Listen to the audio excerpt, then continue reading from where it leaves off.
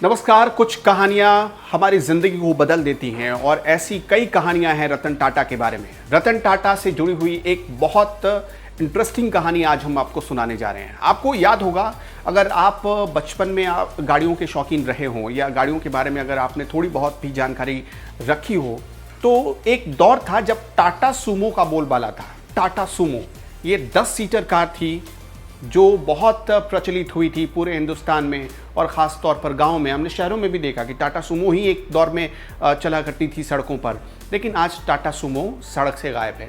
लेकिन टाटा सूमो कैसे बनाई गई, टाटा सूमो सड़क पर कैसे आई, हिंदुस्तान में इतनी लोकप्रिय कैसे हुई, आज हम इसकी कहानी बताएंगे आपको। और टाटा सूमो का नाम, क्योंकि सूमो आपको भी पता है, सूमो हम किसे कहते हैं, जो जापानीज रेसलर्स होते हैं उन्हें हम सूमो का कहते हैं।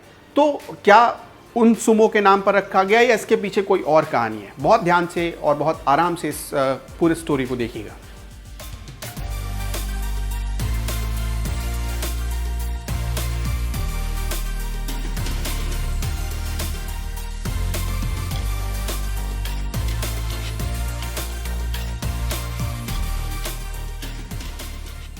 दरअसल बात 1990 के दशक की है। साल था 1994 के आसपास और इसी दरमियान टाटा सूमो को लॉन्च किया गया। टाटा ने जब इसे लॉन्च किया तब देखते ही देखते 3 सालों के भीतर ही, यानी कुछ ही दिनों में, कुछ ही महीनों में, तकरीबन 36 महीनों के भीतर 1 लाख से ज़्यादा एडिशन इसके बिक गए, लोगों ने खरीदे।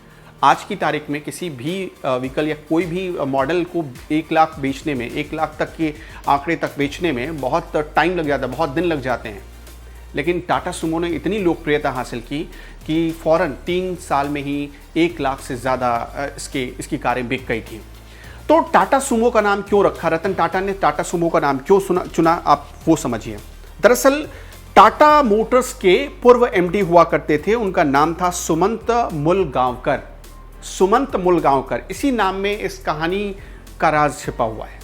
सुमंत में शुरुआती लेटर्स जो होते हैं वो SU से शुरू होते हैं और मुलगांवकर में जो शुरुआती लेटर्स होते हैं वो MU से शुरू होते हैं और यहीं से नाम पड़ा सुमो। यानी जो वर्ड थे सुमंत मुलगांवकर, उन दोनों शब्दों के शुरुआती 2 लेटर्स को चुना गया और उसी से बनाया गया सुमो, जो इतना फेमस हुआ, इतना प्रसिद्ध हुआ कि टाटा मोटर्स को इसने करोड़ों में कमाई करवाई।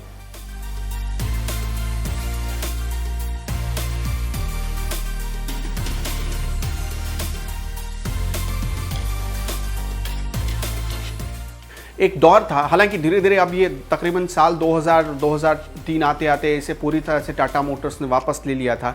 लेकिन एक दौर में टाटा की सक्सेस की कहानी ये मॉडल कह रही थी, ये कार बता रही थी और 10 सीटर कार थी। आज की तारीख में 10 सीटर कार खरीदने के लिए आपको लाखों रुपए, 10 लाख से ऊपर की रकम खर्च करनी पड़ जाएगी। लेकिन उस दौर की ये इतनी प्रचलित और फेमस कार थी जो कि 5 से 6 लाख रुपए तक में आ जाती थी, इसलिए लोग इसे लिया करते थे और खासतौर जो बड़ी फैमिली के लोग होते थे वो इसे खरीदा करते थे।